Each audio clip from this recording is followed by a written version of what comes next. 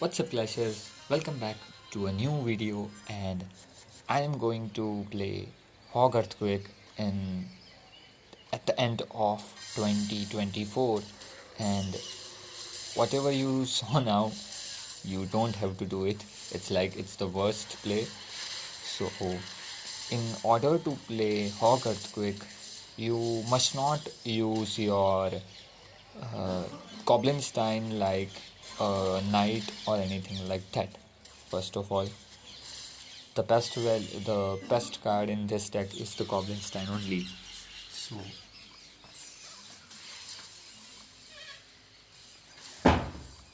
as much as you can, you have to make sure that you get the best five elixir advantage or value out of that Goblinstein. Here it was not a paired tornado by him, but um, now I had the chance because he does not have his tornado in cycle, so I just thought to go in with my Hog Rider and see my Frankenstein actually stunned the Princess Tower and we got a lot of damage. So he should have noticed my tornado, he should have noticed my cycle that I am back to my Hog Rider. And here they were literally a very good skeletons placement by us, which actually helped us to counter that Goblin Brawler. And he placed his Electro Giant from the back, and I noticed that I am down a couple of 2 elixir. So, I mean, 2 elixir I was down. I was at 8 elixir, and he placed his Electro Giant. Here I exactly know that I have to take some damage. He will actually use the Tornado to activate his King Tower, but I used my Evolution Ice Spirit to get some advantage, and here the stuff becomes really messy. As first of all, I just wanted to get rid of that Evolution Bomber, as it could get a lot more of damage onto my tower if lined correctly.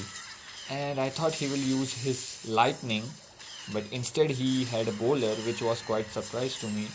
But anyways, we take the tower with the help of firecracker, which was the best part.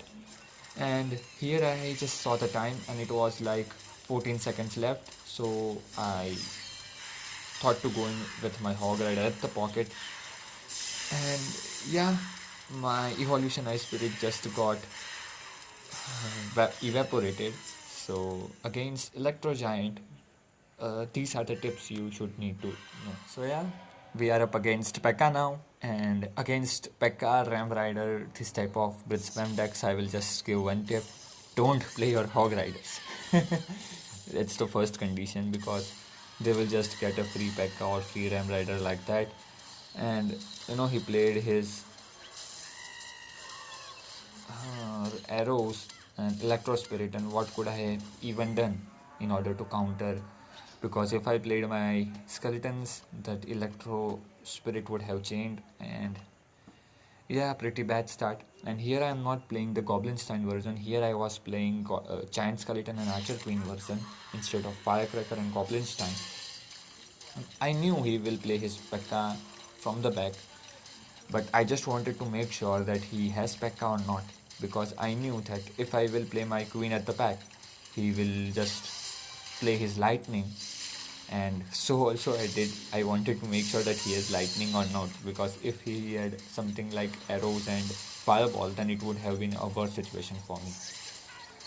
And I knew he is out of elixir, so I just thought to play my Hog Rider from the bridge, and thankfully the Ram Rider came in front because of that alone Hog Rider.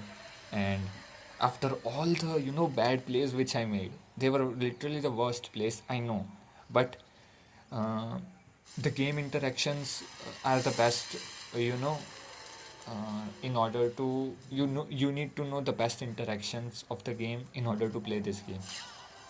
And I knew that I can get a very nice Archer Queen out of this Goblinstein. So I just played my ability onto it, and we are literally dead right now. But I don't know what was he thinking, and he literally played his Ram Rider out of nowhere. Um, so as you guys see that you don't have to play like that.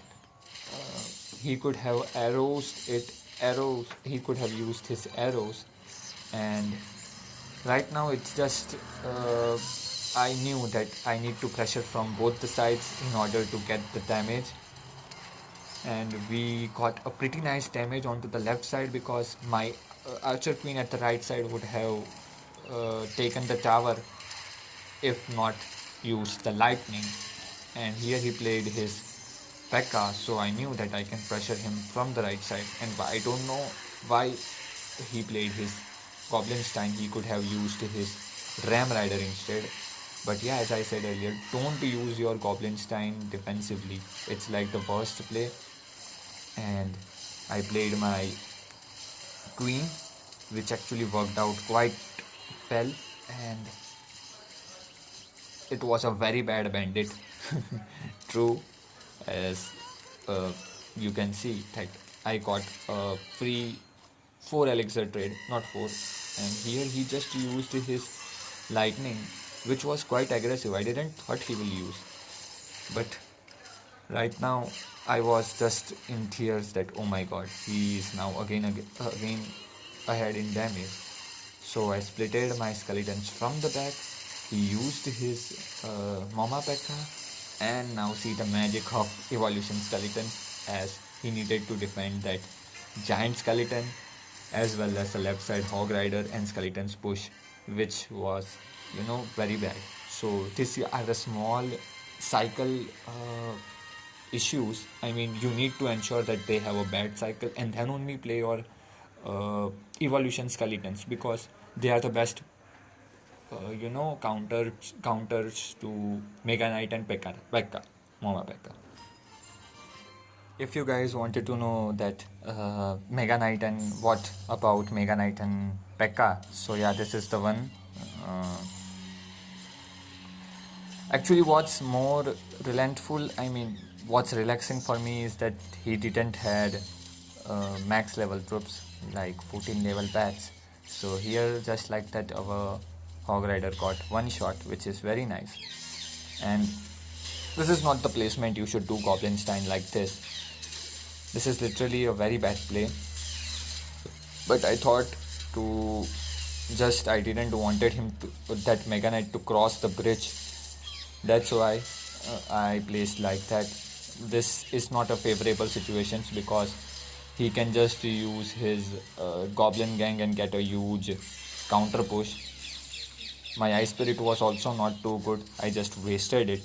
But I knew that he cannot pressure me. See, I have log for the Goblin Gang. Skeleton Barrel can be countered using Earthquake. Vice versa is also possible, but it's okay, whatever you do. At last you have the 2-3 or 3-2 elixir trade ratio. And right now I just messed up my Goblinstein. You don't have to play like that, seriously. You don't need to every time place your Goblinstein. You can use your cannon and all in order to counter that stuff. But here, luck I think favored me because Frankenstein just turned the evolution Mega Knight, and the Firecracker get me the value for the evolution patch, and I thought they will connect and take the tower, but as I said earlier that evolution skeletons don't connect like they used to. Anyways, I thought to take the log value, but I thought to just play my Earthquake and be a little safe because I knew it's double X elixir and he can pressure me from both the sides, and I need to ensure that I have my logs for the skeleton barrels. Here I didn't use my log for the skeleton barrel as I knew my Firecracker can give me the value which is needed, and the Mega Knight didn't actually killed my Frankenstein, which is very nice. And he should have played his Evolution Mega Knight at the left side, but I don't know why he didn't play it. He would have got a very nice counter, but right now I just needed an Earthquake in order to finish the game. So I'm 2 cards away, 1 card away, and I played my Evolution Skeletons and I am back to my Earthquake. So yeah, pretty nice gameplay. And so now we are against Miner, Mortar, Cannon Cart, Bait, and this is also quite popular deck.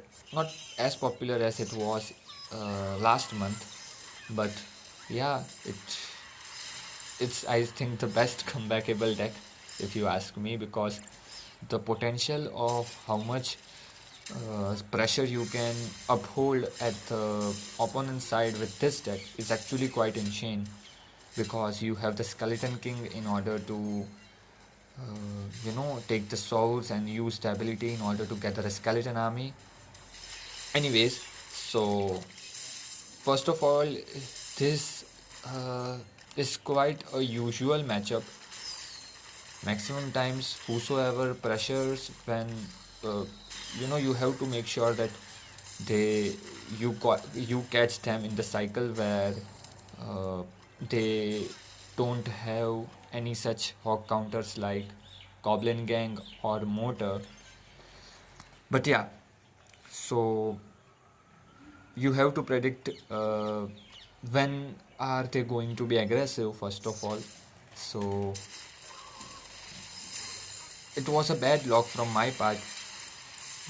He should have just used his Goblin Gang at the left side, but he didn't use in order to get some damage off. And right now I knew that I can take some damage by that Ice Wizard. I didn't want it to over defend because I was less in elixir.